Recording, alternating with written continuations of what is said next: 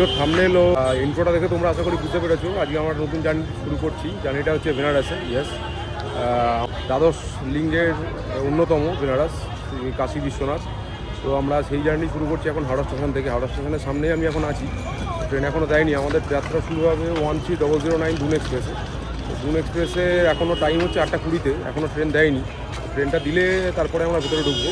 এই জার্নিতে আমার সঙ্গে থাকছে আমার ওয়াইফ ও আমার মেয়ে। তো ওরা ওখানে ওয়েট করছে মেয়ে আর ওয়াইফ। চলো, কেমন লাগছে? তোমার কেমন লাগছে? ভীষণ ভালো। ট্রেন দিয়ে দিয়েছে 8 নম্বর প্ল্যাটফর্মে, হ্যান্ড স্ক্রিনে দেখিয়ে দিয়েছে। এবার চলো এগিয়ে যাই ট্রেনের দিকে।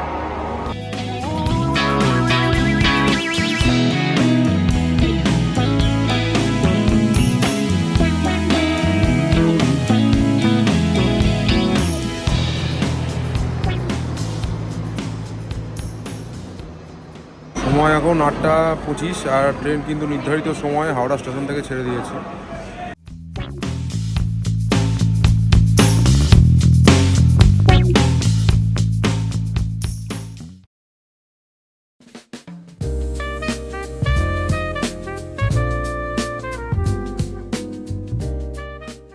ভেরি গুড মর্নিং সবাইকে। এখন দেহেরি জংশন ক্রস করে সাসারামের দিকে এগোচ্ছে।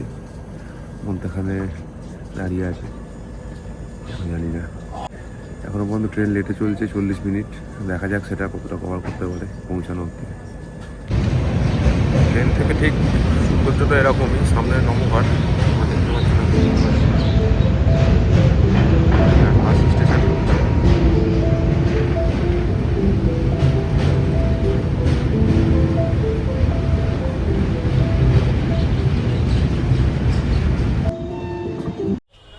তো একদম রাইট টাইমে ট্রেনটা যতই লেট করুক, কিন্তু ট্রেনটা টাইম ফ্রেম এমনই করা আছে যে লেট করলেও ঠিক রাইট টাইমেই ঢুকে যাবে আর কি। মানে ব্যাপারটা বুঝতে পারছো? মানে যে স্টেশন থেকে একটা স্টেশন থেকে আরেকটা স্টেশনের দূরত্ব হয়তো 10 কিলোমিটার, যেটা যেতে সময় লাগতে পারে খুব ম্যাক্সিমাম ট্রেনে আধা ঘন্টা, কিন্তু সেটা টাইম ফ্রেম করা আছে প্রায় 1.5 ঘন্টা। তো naturally at the end of the day কী হচ্ছে, ট্রেনটা রাইট টাইমেই আছে। কিন্তু যদিও ট্রেনটায় অনেক এক্সট্রা টাইম নিচ্ছে, যেটা নেওয়া উচিত নয়। তো ওগুলোকে অ্যাপার্ট রাখলে এখন আমরা একদম রাইট টাইমে বারাণসী এসে পৌঁছে গেছি।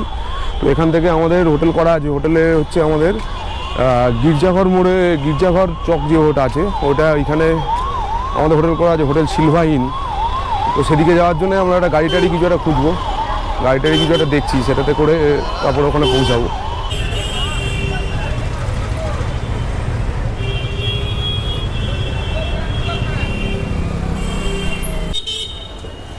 আমরা এখন দাঁড়িয়ে আছি গির্জাঘর ক্রসিংয়ে। গির্জাঘর ক্রসিংয়ের এই যে এখানে তোমার রোপওয়ের কনস্ট্রাকশানের কাজটা চলছে, এই গির্জাঘর ক্রসিং থেকে জাস্ট বাঁদিকে। গির্জাঘর ক্রসিংয়ে আসার জন্য তোমরা বেশিরভাগ চান্স ট্রেনে যদি আসো তাহলে লাক্সা রোড ধরেই আসবে। তো লাক্সা রোড থেকে আসার পরে এখানে এসে ডান দিকে জাস্ট টানটা, ওই যে রাস্তাটা চলে যাচ্ছে ওটা হচ্ছে লক্ষ্মণপুরা রোড। ওই রোডটায় গিয়েই ডানাতে হচ্ছে আমাদের হোটেল সিলভা ইন। তোমাদের একটু ডিরেকশানটা বলে দিলাম, যদি কেউ আসতে চাও তাহলে তোমাদের একটু হেল্প হয়ে যাবে। তোমরা এখান থেকে খুব সহজেই চলে আসতে পারবে। এটা জাস্ট হোটেল স্টেশন থেকে প্রায় অটোতে 5 কিলোমিটার মতো রাস্তা।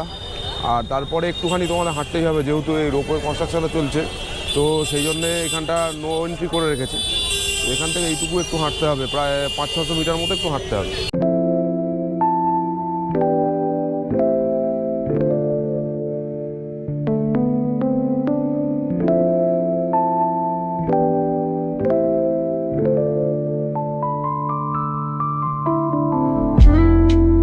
যেমনটা বলছিলাম, গির্জাঘর ক্রসিং থেকে সোজা রামাপুরা রোড ধরে কিছুটা এলেই 30 মিটার মতো এলেই ডানাতে পড়বে সিলভা ইন। এটাই আমাদের হোটেল। এখানে আমরা এখন থাকবো 2 দিন।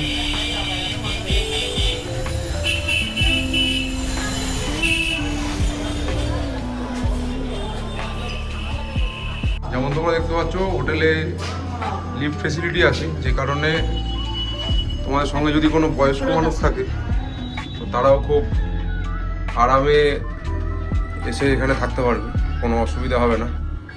এখন আমরা আছি গধুলিয়া চকে, ওইখান থেকে আমরা যাব গঙ্গা আরতি দেখার জন্য গঙ্গার দিকে, তো তোমরাও আসো।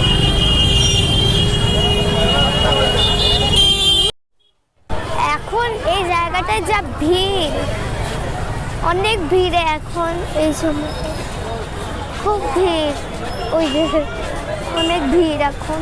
তো চলো যাওয়া যাক।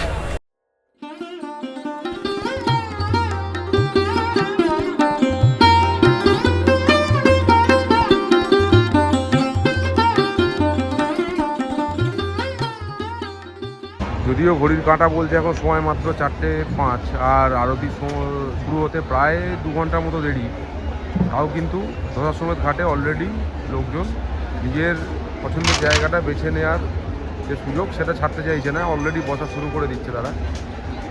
তো আমরাও একটু ঘুরে ফিরে গিয়ে আমরাও আমাদের জায়গাটা খুঁজবো, কোন জায়গাটায় বসে ভালো করে সন্ধ্যা আরতিটা দেখা যায়। তো চলো এগিয়ে যাওয়া যাক। এখন আমরা বসে পড়েছি গঙ্গা আরতি দেখার জন্য দশাসমেত ঘাটে। ওদিকে হবে হচ্ছে গঙ্গা আরতি, আর এদিকে আমরা বসে আছি। ওই যে সব রেডি করা আছে, 5টা থেকে শুরু হবে। ওই যে ওই পারে হচ্ছে উড রাইড হচ্ছে, আর সামনে হচ্ছে নৌকা বিহার।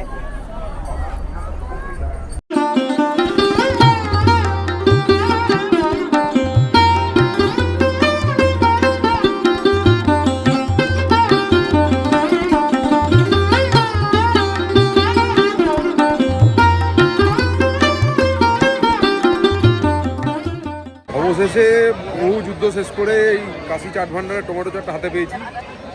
বিভৎস ভিড় সামনে, দোকানের সামনে,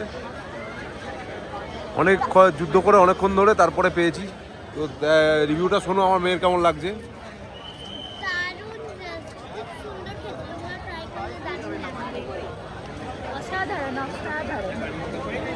ভালো খেতে বলছে, তখন দেখা যাক, আমিও একটু টেস্ট করি কেমন খেতে লাগে। হ্যাঁ, এটা কেমন খেতে?